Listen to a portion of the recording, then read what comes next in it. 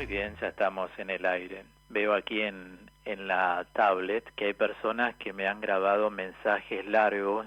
El mensaje es de 30 segundos, pero no es por WhatsApp. El mensaje, vuelvo a decirles, tienen que grabarlo a través de las líneas que yo les doy, porque necesitamos un orden en el programa. Recuerden que son el 4600-2960 y el 4651-0193. Allí es donde tienen que dejar la voz grabada. WhatsApp es solo mensaje para leer. Bueno, muy bien. Vamos entrando así en estas actitudes que vamos reproduciendo, especialmente estamos en esa reacción llamada retraimiento, que pasa cuando frente a los desafíos de la vida uno se retrae.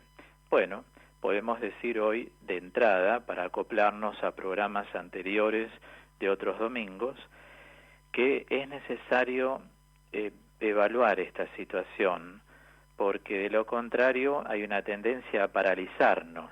Cuando una persona se retrae, se aísla, se disocia, se abstrae de la realidad.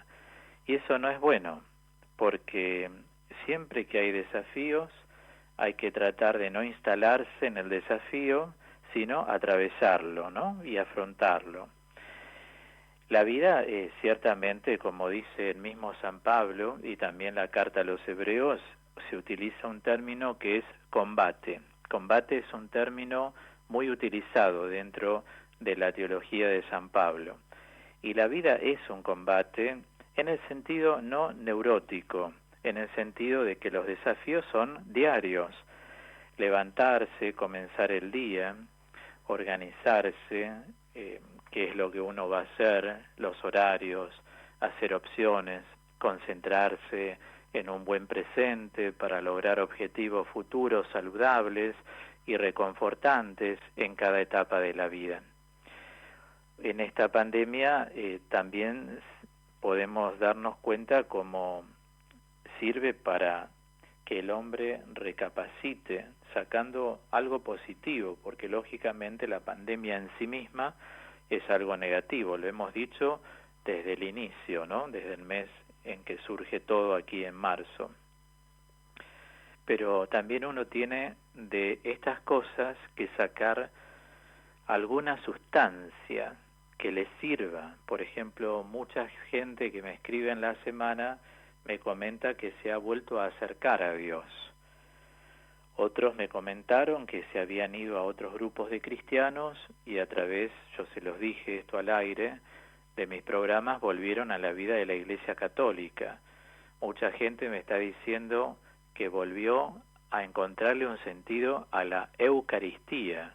Tomen y coman, este es mi cuerpo, tomen y beban, esta es mi sangre.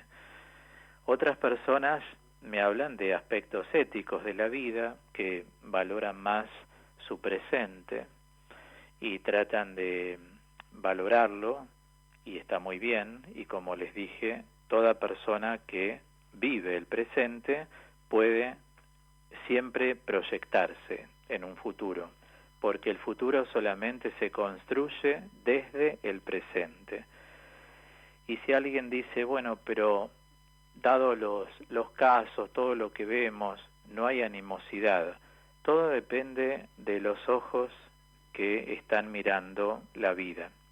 Dios nos sigue dando el aire, nos sigue dando la luz, nos sigue mandando agua, Dios nos sigue alentando, Dios nos da climas, Dios está hablando de que todo sigue teniendo vida. La tierra va produciendo sus frutos, las personas interpersonalmente también vamos creciendo, vamos valorando más a los demás, vamos creciendo más nosotros mismos. Quiero decir con esto que evidentemente hay que reimpulsar, como dije en el último programa, reimpulsar el presente, haciendo cosas. A veces la ansiedad hace que una persona no pueda reimpulsar, pero bueno, tenemos que tomar la decisión. O queremos seguir ansiosos o queremos darle un nuevo impulso a la vida presente. cuando todos dicen todo cambia, todo es distinto, hay algunos cambios, como es la vida. Cada uno piense si de una etapa a la otra de la vida no ha hecho cambios. Siempre hay cambios. Yo cuando me eduqué, digo, aún siendo en mis estudios académicos, yo no usaba todavía la computadora. Es decir, manejamos mucho la máquina electrónica. Yo empecé con la máquina común ASDFG HJKLN, ¿no? Creo que es el teclado, después pasé a la eléctrica, después pasé a la electrónica, de ahí a la computadora. Quiero decir, son cambios, pero tampoco hay que alarmarse, porque Dios está vivo y la vida de un ser humano está en manos de Dios, y los creyentes vamos por otro camino, no vamos por el camino que va el mundo.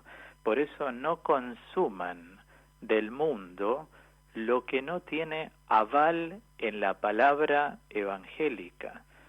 Por algo dice la carta a los romanos, no tomen como modelo a este mundo, porque un mundo sin Dios empieza a elaborar cosas, las sugiere para que uno las consuma y creyendo que eso es grande apoyo. Y en este momento nos damos cuenta que hasta que no salga una vacuna o una medicación o lo que fuera, la persona se siente acéfala. El mundo sin Dios se siente acéfala. Nosotros sabemos que el día y la hora de cada uno va a llegar cuando Dios lo decide, porque está escrito en la Biblia y nosotros creemos en la palabra de Dios. Por eso nada ha de suceder más allá ni más acá de lo que Dios tiene previsto. Nuestra vida sigue, por eso nosotros, en medio de lo que estamos haciendo, le damos un nuevo impulso al presente. El impulso es como el agua para las plantitas. Si uno no les pone agua, las plantas no se ponen bien. Entonces uno tiene que ocuparse de uno mismo y saber que la historia personal es de uno nada más. Pero es cierto que la podemos construir y reimpulsar con la ayuda de los demás. Acá juega un lugar, digamos así, espiritual, determinante. ¿Qué grado de adhesión tenemos a la palabra de Dios y a las enseñanzas de la Iglesia? Cuando nosotros tenemos un grado de adhesión fuerte, todo eso lo vamos perpetrando en nuestra propia vida. Principalmente, como se dice en psiquiatría, imbrincamos en el cerebro. Imbrincar es como que uno instala en el cerebro la palabra de Dios y claro está, como dice Jesús, el mundo pasará, pero mis palabras no pasarán jamás. Entonces digo, ¿cómo reaccionan frente a este combate, a los desafíos de la vida? Bueno, algunos dijimos tratan de retraerse muy directamente y el retraimiento tiene una base muchas veces, en algunos casos, en padres que pudieron haber sido retraídos, tímidos y hasta aislados. Entonces eso se va proyectando a los hijos. Otra causa es no disfrutar de amor o seguridad en el hogar. A las personas se las toma muchas veces por las apariencias, pero ustedes saben que las apariencias es una máscara. En psicología se dice máscara. Por ejemplo, hay personas que necesitan gritar para hacer ver que tienen autoridad. Uno no necesita gritar para ejercer la autoridad. Por ejemplo, ser un directivo de una institución educativa. La eficiencia se da en el grado de diálogo, en lo que puede traslucir esa persona. Llevémoslo esto a las casas, llevémoslo esto a la vida familiar. Y es así que a las personas se les torna arduo participar muchas veces en experiencias sociales cuando no disfrutaron de amor o seguridad en el hogar. ¿Esto es reparable? Por supuesto. En la vida todo es reparable, en el nombre de Jesús, a través del camino de conversión. O sea, en palabras sucintas, en torno a lo que vamos viendo, la conversión consiste en poder incorporar todo esto que estamos profundizando en la formación, hablamos radialmente de cada programa, y vivirlo, pero vivirlo en serio, no solo quedarse con lo escucho, sino lo vivo, esto lo llevo a la práctica.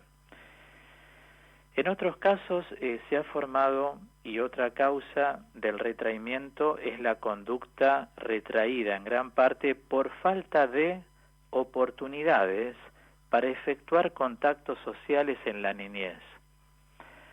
Hay chicos a quienes los padres los tienen como secuestrados, en lugar de que sociabilicen, como se trata de hacer en una escuela.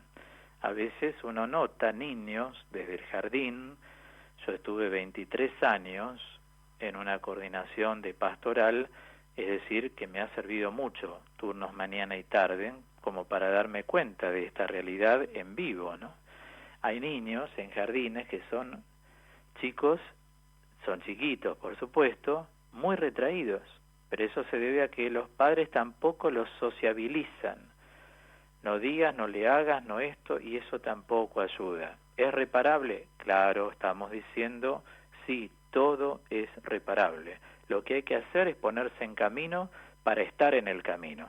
Recuerden esta frase, estar en el camino. San Pablo, segunda carta a los Corintios, si estamos en el camino, somos nuevas criaturas.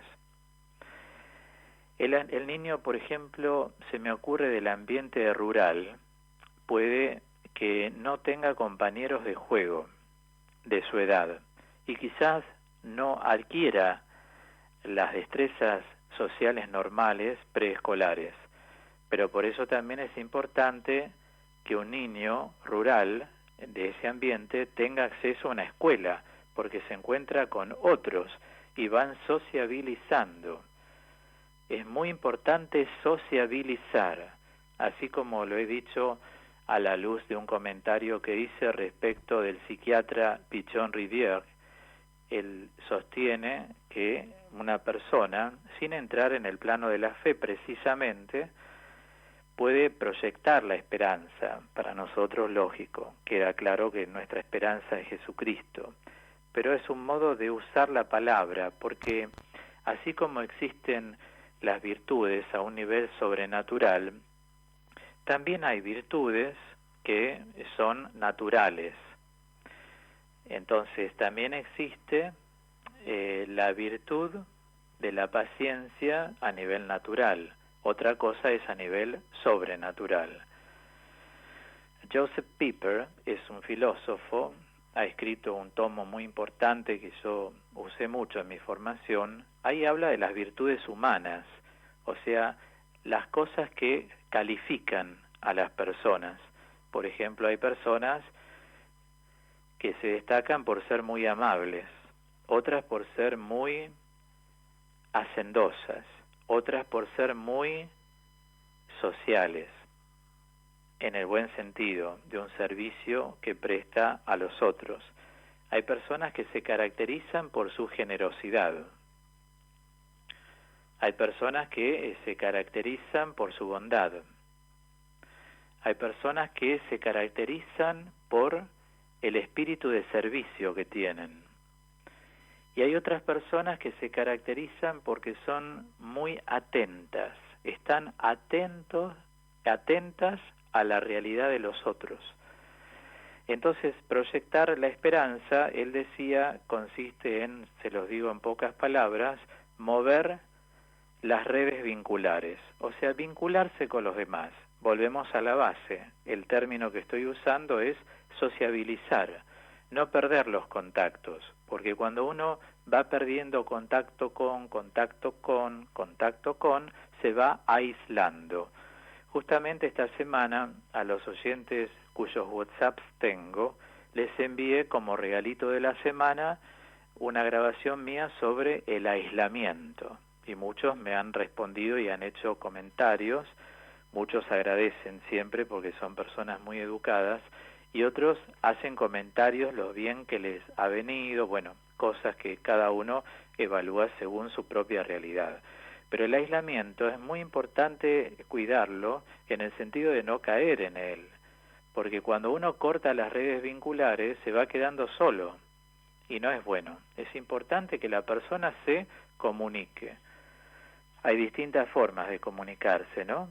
Salir de ese plano neurótico, no me llamó, entonces yo no llamo, no me respondió, entonces yo no le escribo más, no me mandó un mail, entonces yo tampoco lo hago, porque eso es un plano neurótico. Esto es típico de los que se llaman, no es una crítica, yo hablo con mucho lenguaje formativo, entonces me expreso con esos términos. Se llaman neuróticos anónimos. Los neuróticos anónimos constantemente todo les molesta. Les molesta que uno no les responda al momento que ellos quieren. Cuando ellos escriben o graban, uno tiene en el momento que decirles todo lo que piensa. Si ellos quieren ver, hay que ver ese día. Si ellos quieren salir un día al cine, hay que ir a ese día al cine. Si ellos quieren tal cosa, son neuróticos anónimos. Los neuróticos anónimos tienen una base de neurosis que los van aislando, van quedando solos. Cuando uno les pregunta, ¿tenés amigos con quienes te conectás? Uno se da cuenta que las personas, lógico, van diciendo, no tengo muchos, tengo pocos, pero lo que pasa es que la base de la persona es una neurosis permanente, psicógena y somatógena. La psicógena es la que abarca, digamos, la conducta que tienen. Se enojan, se enojan mucho. Entonces, como se enojan, como que cortan el vínculo. Después aman de vuelta, después vuelven, van, vienen, van. Nunca hay que caer en esas redes porque si uno no es fuerte psíquicamente, terminan por envolvernos y nos hacen un juego de calecita. No se suban a la calecita de aquellas personas que son neuróticas, ¿no? Es decir, es muy importante darse cuenta de esta realidad. Uno los puede ayudar con la oración, los puede ayudar acercándole algo, pero no entren en el juego de que para que no se ponga mal, ya le respondo, ya le digo, ya esto. Esto no va para una buena salud mental, pero vuelvo a decir, cada uno tiene que ocuparse de sí mismo, de no dejarse absorber por esto. Varias veces en radio he dado este ejemplo. Hay personas, no es mi caso porque yo el teléfono no lo atiendo hace más de 16 años. ¿Ven que se puede vivir sin atender un teléfono? Solo lo uso cuando necesito hablar, pero no atiendo desde hace más de 16 años. ¿Por qué? Porque algunas personas me llamaban a la hora que querían, no les importaba la cantidad de tiempo que uno les estaba dedicando, muchas veces uno les dedica con amor, pero responden totalmente lo contrario, o sea, te utilizaron, extrajeron lo que deseaban de vos y después encima te critican o hablan mal, ¿no? Si les decís, si les pones un límite, porque la gente es un poco así. Esto hay que descubrirlo, yo lo digo sonriéndome porque es algo real. Entonces llegó un punto de mi vida donde dije, hace 16 años no atiendo más el teléfono. Eso es bueno también, porque es un modo de autopreservarse, sobre todo cuando uno es una persona muy conocida en lo que hace. Entonces se necesita, como le decía a algunas personas, cuando vos ves a un médico en un hospital o un sanatorio, te atiende en el pasillo, tenés que esperar, tenés que sacar un turno. Cuando vas a un psicólogo, te pones a hablar en cualquier lado, tenés que sacar turno, pedir. En la vida de la dirección espiritual es lo mismo. Todos somos personas. Nos manejamos en espacio y tiempo, siempre. Pero hay personas que eso no lo miden. El neurótico anónimo solamente quiere ser servido. No buscan qué te puede dar, con qué te puede satisfacer. Eso lo da la salud mental. Por eso, de la neurosis siempre se puede salir, porque ustedes tienen que tener presente lo siguiente. Toda persona que padece de una neurosis de carácter patológico, porque todos tenemos neurosis, o sea, la neurosis en sí es un trastorno del sistema nervioso. Pero hay personas que tienen una neurosis patológica, que es la que hace mal a la persona que la tiene y a los demás. en la neurosis no se pierde el contacto con la realidad. Entonces nunca, digamos, excluyan a un neurótico diciendo no se dio cuenta, no se debe haber dado cuenta. El neurótico se da cuenta de todo, porque tiene contacto con la realidad. Por eso se puede reír, se puede arrepentir, puede llorar, puede gritar, como puede sonreír. Hay distintas reacciones. ¿Ven la importancia de llegar a conocer? Cada neurótico sabe bien lo que hace, sabe lo que dice. No me di cuenta, no lo crean, científicamente está homologado que en la neurosis hay contacto con la realidad. Por eso puede cambiar un neurótico, pero hay que ver si está habituado. Como todo, los hábitos no son fáciles de deshacer, tampoco son imposibles, quiero decir, no son fáciles de descomprimir. Entonces hay gente que ya está tan habituada a algo que cuando tiene la posibilidad de hacer cambios, no los aprovecha, lamentablemente, no reimpulsan la vida, porque dicen, yo ya estoy acostumbrado así, yo ya soy así.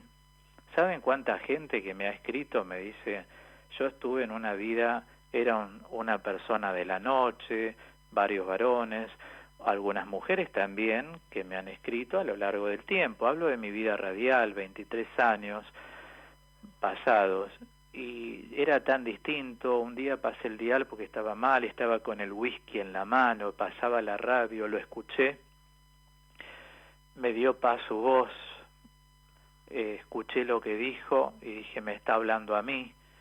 Dije, no, acá tengo que cambiar, esto me lo manda Dios, pero Dios me aceptará a esta altura de mi vida, con todo lo que fui, con todo lo que hice.